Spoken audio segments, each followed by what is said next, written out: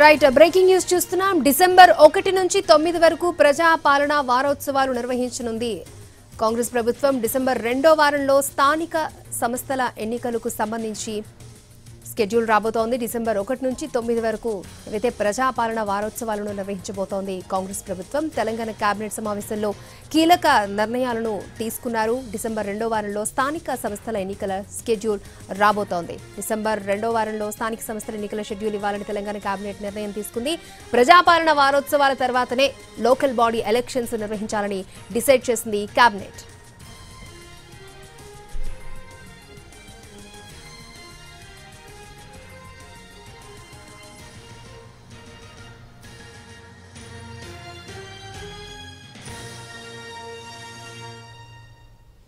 December 2వ వారంలో స్థానిక సంస్థల ఎన్నికల షెడ్యూల్ ఇవ్వాలని తెలంగాణ కేబినెట్ నిర్ణయించింది. తెలంగాణ కేబినెట్ మీటింగ్ లో పలు కీలక నిర్ణయాలు తీసుకున్నారు. దాంట్లో ముఖ్యంగా స్థానిక సంస్థల ఎన్నికలకు సంబంధించి షెడ్యూల్కు సంబంధించి కేబినెట్ నిర్ణయం తీసుకుంది. ప్రజా పాలన వారోత్సవాల తర్వాతనే లోకల్ బాడీ ఎలక్షన్స్ నిర్వహించాలని డిసైడ్ చేసింది. డిసెంబర్ 1వ తేదీ నుంచి 9వ తేదీ వరకు ప్రజా పాలన వారోత్సవాలు నిర్వహించాలని మంత్రివర్గంలో నిర్ణయం తీసుకున్నారు.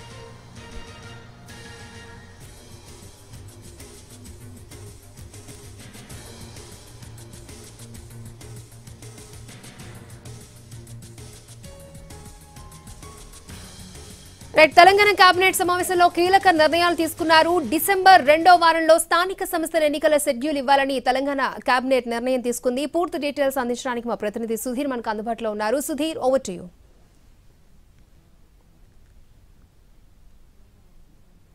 ముఖ్యమంత్రి రేవంత్ రెడ్డి అధ్యక్షతన ప్రారంభమైన సమావేశం ఇంకా కూడా కొనసాగుతూనే ఉంది. ప్రస్తుతం స్థానిక సంస్థల ఎన్నికల నిర్వహణకు సంబంధించి సుదీర్ఘంగా చర్చిస్తున్నట్టుగా కూడా తెలుస్తుంది. అయితే మనకంటున్న సమాచారం మేరకు డిసెంబర్ 2వ వారంలో స్థానిక సంస్థల ఎన్నికలకు వెళ్లాలని చెప్పేసి సూచనప్రాయంగా అంగీకారం తెలిపినట్టుగా కూడా తెలుస్తుంది. కేబినెట్ లోని మిగతా మంత్రుల సలహాలు సూచనలు కూడా దీని మీద ముఖ్యమంత్రి రేవంత్ రెడ్డి తీసుకుంటున్నారు.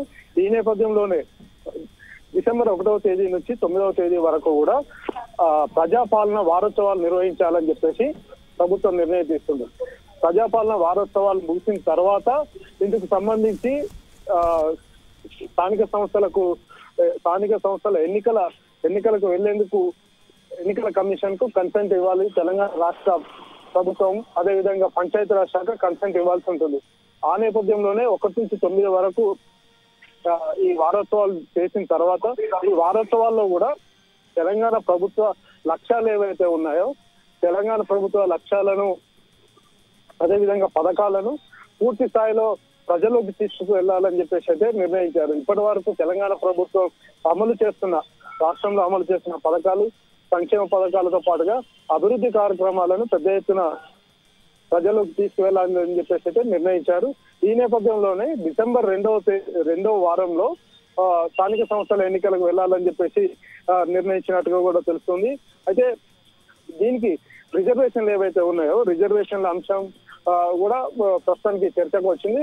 ఈ విషయానికి సంబంధించి బీసీ రిజర్వేషన్లు ఏవైతే ఉన్నాయో బీసీ రిజర్వేషన్లకు సంబంధించి 42% బీసీలకు రిజర్వేషన్లు ఇవ్వాల్సి ఉంటుంది. కాబట్టి ఈ విషయంలో తెలంగాణ ప్రభుత్వం నుంచి 42% బీసీలకు రిజర్వేషన్లు ఇవ్వడం సాధ్యం కాదు. కాబట్టి ఇది పార్టీ పరంగా బీసీలకు రిజర్వేషన్లు ఇచ్చే అంశానికి సంబంధించి కూడా ఇప్పటికే తెలంగాణ ప్రభుత్వం ఏర్పాటు చేసిన నిపుణుల కమిటీ ఏదైతే ఉందో న్యాయ నిపుణుల కమిటీ ఒక కమిటీని ఏర్పాటు చేశారో ఆ కమిటీ ఒక నివేదిక ఇచ్చింది. ఆ కమిటీ ఇచ్చిన నివేదికలోని అంశాలను మిగతా మంత్రులందరికీ కూడా అందులో ఉన్న అంశాలను వివరించినట్టుగా కూడా తెలిసింది. అయితే 42% పార్టీ పరంగా ఇచ్చేందుకు కూడా వాళ్ళు నిర్ణయం తీసుకోవాల్సి ఉంటుంది. ఇది ప్రభుత్వానికి సంబంధం లేదు కాబట్టి అది పార్టీ పరంగా నిర్ణయం తీసుకుంటారు. మొత్తానికైతే 50% మించకుండానే ఎన్నికలకు వెళ్లే అవకాశం అయితే కనిపిస్తుంది. 50% మించి ఇవ్వలేని పరిస్థితి ఉంది. కాబట్టి రాష్ట్ర ప్రభుత్వం 50% లోపే బీసీల రిజర్వేషన్లు అయితే ఉండబోతున్నాయి.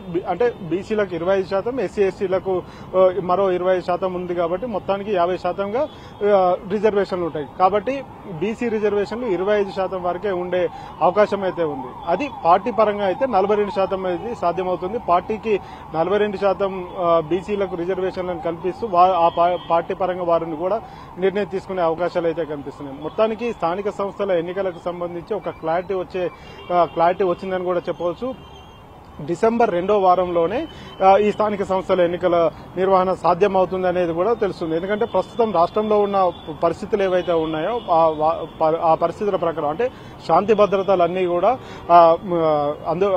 అదుపులోనే ఉన్నాయి కాబట్టి ఎలాంటి ఇబ్బందికరమైన పరిస్థితి లేదు. కాబట్టి డిసెంబర్ 2వ వారానికి ఈ పరిస్థితులు ఇలాగే కొనసాగే అవకాశాలు ఉన్నాయి. కాబట్టి వెంటనే డిసెంబర్ 2వ వారంలోనే స్థానిక సంస్థల ఎన్నికలకు వెళ్లాలని చెప్పేసి రాష్ట్ర ప్రభుత్వం నిర్ణయం తీసుకున్నట్టుగా కూడా తెలుస్తుంది. అయితే ఇందులో జెడ్పీటీసీ ఎన్నికలు, ఎంపీటీసీ ఎన్నికలతో పాటుగా సర్పంచ్ ఎన్నికలు కూడా ఉంటాయి. కాబట్టి ముందుగా సర్పంచ్ ఎన్నికలకు వెళ్తే బాగుంటుందని చెప్పేసి కొంతమంది సూచన చేసినట్టుగా కూడా తెలుస్తుంది. ఈ మేరకు సర్పంచ్ దాదాపుగా 12,000 పైచిలకు గ్రామ పంచాయతీలు ఉన్నాయి. ఆ 12,000 పైచిలకు గ్రామ పంచాయతీలకు మొదటిగా సర్పంచ్ ఎన్నికలకు వెళ్లాలని చెప్పేసి నిర్ణయం తీసుకున్నట్టుగా కూడా తెలుస్తుంది.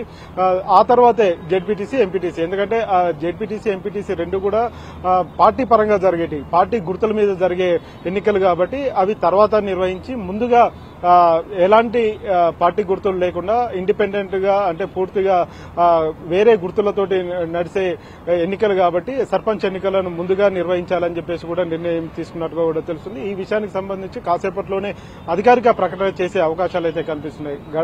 గతంలో సర్పంచ్ ఎన్నికలు కావచ్చు, జెడ్పీటీసీ, ఎంపీటీసీ ఎన్నికలు కావచ్చు, రాష్ట్ర ఎన్నికల సంఘం ఒక షెడ్యూల్ ని ప్రకటించింది, నోటిఫికేషన్ ఇచ్చింది, షెడ్యూల్ ని ప్రకటించింది. ఆ తర్వాత కొంతమంది ఈ ఎన్నికలకు కావచ్చు, అదేవిధంగా ఈ జీవోలు ఏవైతే ఉన్నాయో బీసీ రిజర్వేషన్లకు సంబంధించి బీసీలకు 42% రిజర్వేషన్ కల్పిస్తూ జీవో నెంబర్ 9, అదేవిధంగా 41, 42 జీవోలను సవాల్ చేస్తూ హైకోర్టును ఆశ్రయించడం జరిగింది. హైకోర్టు కూడా ఈ జీవోల మీద స్టే విధించడం జరిగింది. ఆ తర్వాత కొంతమంది సుప్రీంకోర్టును ఆశ్రయించారు. సుప్రీంకోర్టు కూడా హైకోర్టు ఆదేశాలని ఉటంకిస్తూ వచ్చింది. కాబట్టి ఆ హైకోర్టు కూడా సూచించిన నేపథ్యంలో 40%, 50% లోపు మాత్రమే రిజర్వేషన్ కల్పించేందుకు తెలంగాణ ప్రభుత్వం ఆ విధంగా కసరత్తు చేస్తుంది.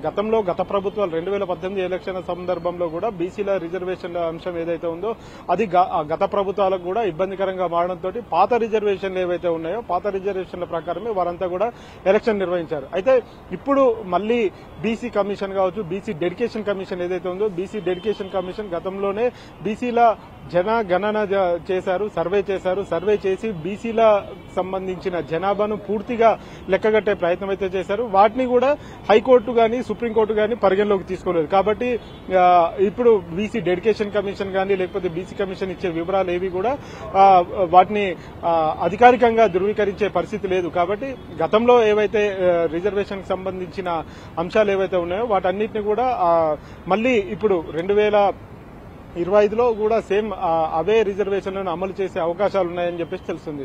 మొత్తానికి సర్పంచ్ ఎన్నికలు మొదటగా నిర్వహించి ఆ తర్వాత ఎంపీటీసీ, జెడ్పీటీసీ ఎన్నికలను ఆ తర్వాత నిర్వహించే అవకాశాలు ఉన్నట్టు కూడా తెలుస్తుంది.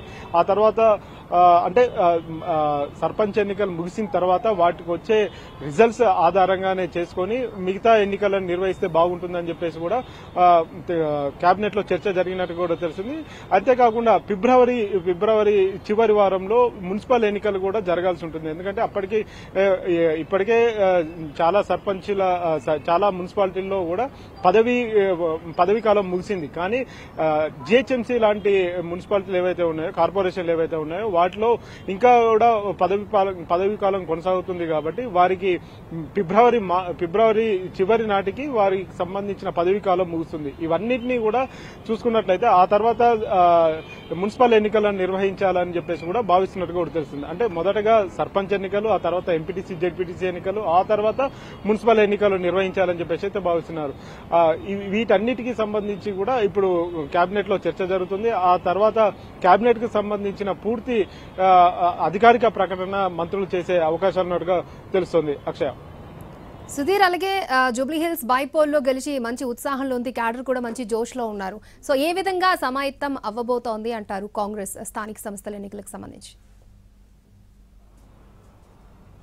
నిజానికి కాంగ్రెస్ పార్టీకి ఇది కొత్త ఊపు తీసుకొచ్చిందని కూడా చెప్పవచ్చు. గత కొంతకాలంగా కూడా ప్రజల్లో ప్రభుత్వం మీద వ్యతిరేకత ఉందని చెప్పేసి పెద్ద ఎత్తున ప్రచారం జరిగింది. కానీ ఇటీవల జరిగిన ఎన్నికలు ఏవైతే ఉన్నాయో జూబ్లీహిల్స్ ఉప ఎన్నికలో దాదాపు 25,000 మెజార్టీ తోటి కాంగ్రెస్ పార్టీ అభ్యర్థి గెలుపొందడం జరిగింది. ఈ నేపథ్యంలోనే ఆ విజయాన్ని అదే విధంగా కంటిన్యూ చేయాలనే ఉద్దేశంతో రాష్ట్ర ప్రభుత్వం ఈ నిర్ణయం తీసుకున్నట్టుగా కూడా తెలుస్తుంది. ప్రస్తుతం సిటీ పరిధిలో జరిగిన ఈ ఎన్నిక ఏదైతే ఉందో సిటీ పరిధిలో జరిగింది కాబట్టి సిటీలోనే దాదాపు 25,000 పైచీలకు మెజార్టీ వచ్చింది. ఆ తర్వాత గ్రామీణ ప్రాంతాల్లో ఇప్పుడు ఈ సర్పంచ్ ఎన్నికలు అంటే పూర్తిగా గ్రామీణ ప్రాంతాల్లో జరుగుతున్నాయి, గ్రామాల్లో జరిగే ఎన్నికలు కాబట్టి గ్రామాల్లో కూడా తమ మీద అంటే తమ ప్రభుత్వం మీద ఎలాంటి అభిప్రాయం ఉందో తెలుసుకునేందుకు ఇవి ఉపయోగపడతాయని చెప్పేసి రాష్ట్ర ప్రభుత్వం భావిస్తుంది. చాలా మంది మంత్రులు కూడా ఈ విషయాన్ని చెప్తూ వస్తున్నారు. ఎందుకంటే సర్పంచులు, ఎంపీటీసీలు, జెడ్పీటీసీల పదవీ కాలం ముగిసి దాదాపు సంవత్సరం పైచిలకు సమయం అవుతుంది కాబట్టి ఇంకా ఆలస్యం చేస్తే దీనివల్ల ఇబ్బందులు ఎదుర్కొనే అవకాశం ఉంటుంది. ఎందుకంటే గ్రామీణ ప్రాంతాల్లో ఇప్పటికీ చాలా పనులు పెండింగ్ లోనే ఉన్నాయి. అక్కడ అభివృద్ది పనులకు ఆటంకం జరుగుతుంది. కేంద్ర ప్రభుత్వం నుంచి రావాల్సిన నిధులు ఏవైతే ఉంటాయో ఆ నిధులన్నీ కూడా ఆగిపోయాయి. కాబట్టి ఇవి రాబోయే రోజుల్లో ఇంకా ఇబ్బందికరమైన పరిస్థితి ఉంటుంది. కాబట్టి అంటే ఇప్పుడు తెలంగాణలోని మేజర్ ప్రాంతమైన జూబ్లీహిల్స్ అసెంబ్లీ ఎన్నిక ఏదైతే ఉందో ఉప ఎన్నిక ఏదైతే ఉందో అందులో చెప్పుకోదగ్గ మెజార్టీ అంటే అది దాదాపుగా 25,000 మెజార్టీ అనేది చాలా పెద్ద మార్జిన్. ఇది ఈ మార్జిన్ రీచ్ అయ్యారు కాబట్టి ఇక గ్రామీణ ప్రాంతాల్లో కూడా మరొకసారి తమ ప్రభుత్వం మీద విశ్వాసం తెలంగాణ ప్రజలకు ఏ విధమైన విశ్వాసం ఉందో తెలుసుకునేందుకు ఈ ఎన్నికలు ఉపయోగపడతాయని చెప్పేసి అయితే భావిస్తున్నారు. అందులో భాగంగానే డిసెంబర్ 2వ వారంలో అంటే ఈ వారోత్సవాలు ముగిసిన తర్వాత ద్వితీయ వార్షికోత్సవానికి సంబంధించిన వారోత్సవాలు ముగిసిన తర్వాత ఈ ఎన్నికలు పెట్టుకోవాలని చెప్పేసి నిర్ణయించినట్టుగా కూడా తెలుస్తోంది. అక్షయ్. ఓకే సుధీర్.